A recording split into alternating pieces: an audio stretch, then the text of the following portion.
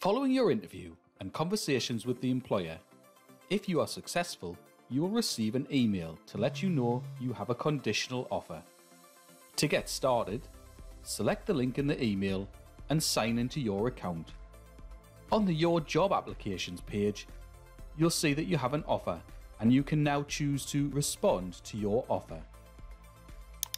You will be able to check the details of the job you are being offered, and then you can choose to accept the offer, contact the employer to get more information, or reject the offer.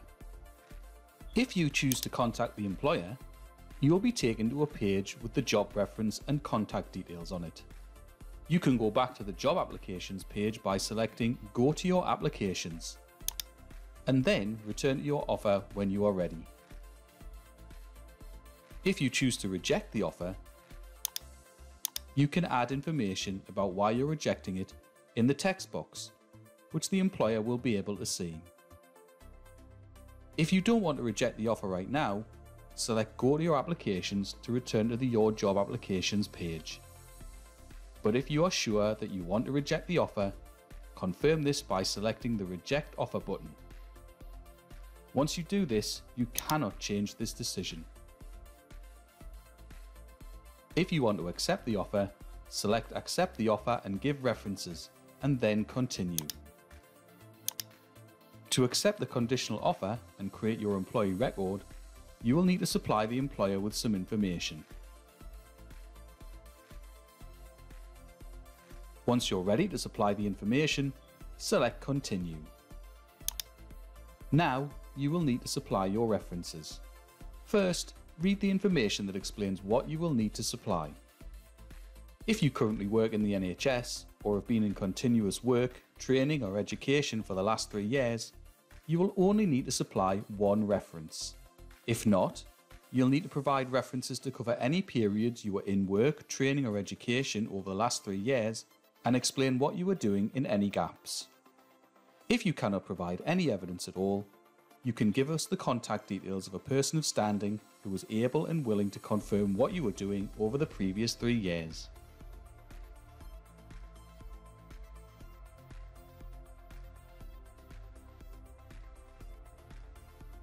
Once you have added your information, select Save and Continue.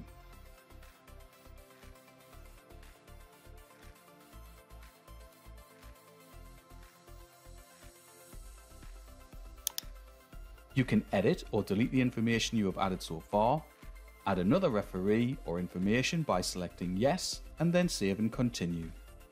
Or, if you have completed your reference information, select No and then Save and Continue. Next, you need to add your date of birth.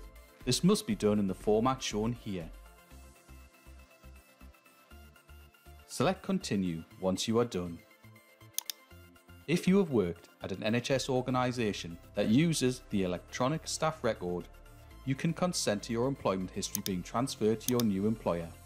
This will mean things like previous service will automatically be considered when calculating your annual leave, rather than adding the information manually later. You can choose No if you don't want to consent, or Not Applicable if you don't have any previous employment with the NHS. You'll now have the chance to confirm to the employer if you are registered with a professional body. By selecting Yes and Continue, you'll be able to confirm the professional body you are registered with and provide details of your registration with that body.